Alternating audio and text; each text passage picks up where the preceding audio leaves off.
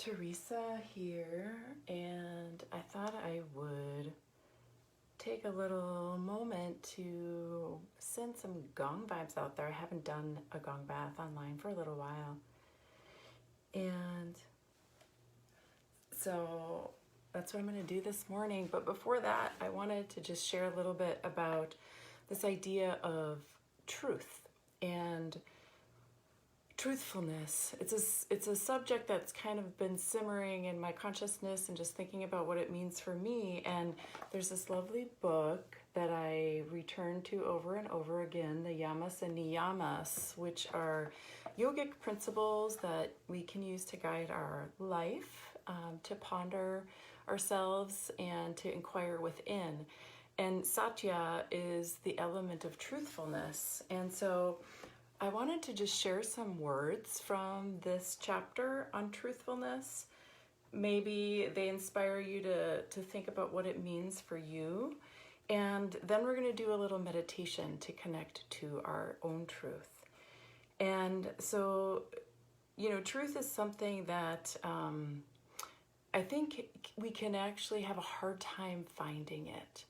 It can be hard for us to see the truth. And this chapter really beautifully goes into, why that might be and how often that is. And it got me thinking about really as young children, we're kind of taught things and we're taught to behave in certain ways. And sometimes that means not expressing our truth. And so you kind of over the years just get programmed to be thinking that you cannot express your truth. There's a way that we have to be and behave in order to be liked by other people, in order to be accepted by society. There's all these things that come into play. One of the biggest, inhibitors to being our truth and expressing our truth is really this desire to be a part of a group, which is a very beautiful human desire. And I was thinking about, as children, how important it is to feel like you're a part of a group. And when you need to be a part of a group, you often adapt your behavior so that it is acceptable to the group. And it's a program that's really taught to us very early on. And oftentimes over the years, it becomes really hard to see that we're actually modifying our behavior to be a part of a group that feels loving and supportive to us. And so I'm going to just read some of these words. Truth has the power to right wrongs and end sorrows. And that's important to me because it does feel like a valuable reason to try to explore and find truth. Even though it can be difficult, it can be painful, there's a reason that finding the truth, seeking the truth can be so powerful. If we don't approach truth with our knees knocking, we haven't really understood the profoundness of this guideline. And that's just another reminder that in our search for truth, it may not be pleasant, it may not be easy, it may not always be joyful, but that the truth is really the place that we can be and find our own authenticity, that we really can operate from like a true objectivity in the world. Truth demands integrity to life and to our own self that is more than not telling a simple lie. When we are real rather than nice, when we choose self-expression over self-indulgence, when we choose growth over the need to belong, and when we choose fluidity over rigidity, we begin to understand the deeper dynamics of truthfulness, and we begin to taste the freedom and goodness of this jewel. And the book goes on to talk about being real rather than nice, which is, I think it can be confusing for ourselves because it does feel good to be nice to other people. But when it actually is limiting our ability to be our authentic selves, to be present fully in the moment, then perhaps it's not actually serving everyone. And that doesn't mean that you're cruel to somebody. There's a really beautiful balance between truthfulness and nonviolence. And nonviolence essentially meaning compassion. It doesn't mean that you don't have a firmness to yourself, but it means that you're doing it in a compassionate way. And so just keeping that in mind. The book goes on. Real comes from the center of our unique essence and speaks to the moment from that center. Real, though not always pleasant, is trustworthy. And I think that that's why I'm drawn to this idea of truth so much, is that it feels like, the truth doesn't lie, as cliche as that is. You cannot actually destroy truth. It is what it is. Relating to self-expression, we forget that we are here on this earth to self-express in a way no one else ever has or ever could.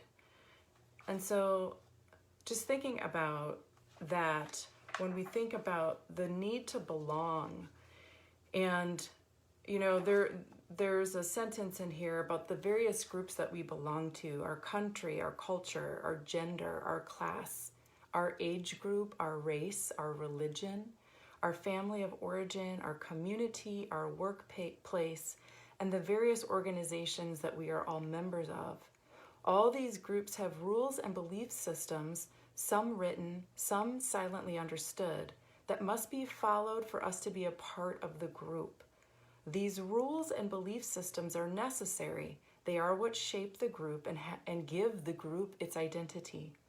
As long as these rules don't conflict with our inner longing to grow more and more into our full self, there is no problem. However, when a conflict arises between the need to belong and the need to grow, we have to make a choice. We must either sacrifice a part of ourselves to maintain our belonging, or we must risk the approval and support of the group by growing. And that's something that I'm reminding myself of more and more these days. And so I thought we could just do a little truth meditation to see where we can find where the truth centers within ourselves. When I was doing this self-inquiry, I was kind of connecting to it somewhere in this part of my body. It feels like that's where the truth might anchor for me. A lot of people talk about gut feelings. That might be where truth is for you. Connecting to your heart, which is where we connect to our true essence. That might be where truth lies for you. But I just share those things to get you thinking about where truth might lie within yourself. And so I invite you to just find a comfortable seat and to let yourself connect to your breath. If you want to close your eyes, you can do that, or you can keep them open, focused on a single point. And just noticing your body to begin with, not searching for anything, noticing your body and connecting to your breath,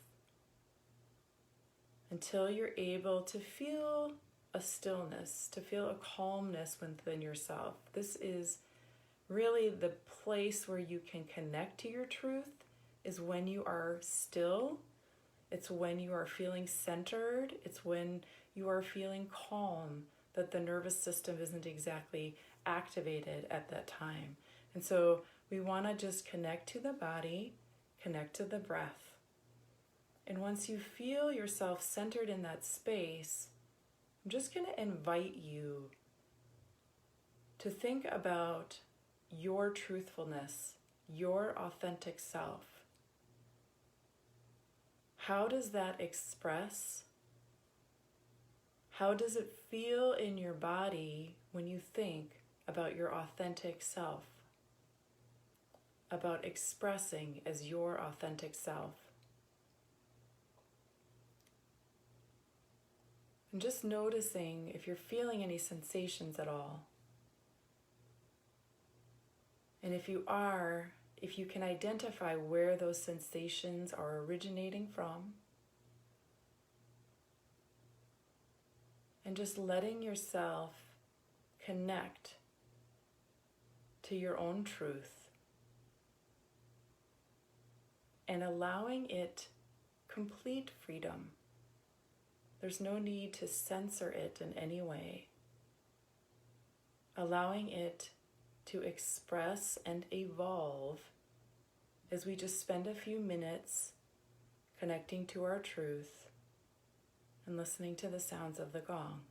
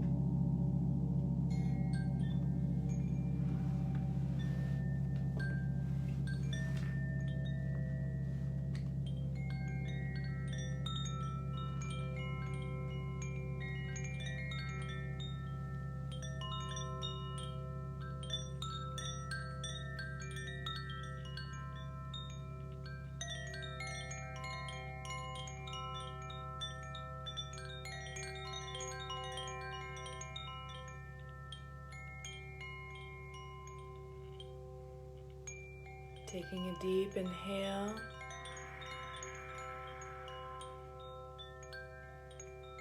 And exhaling.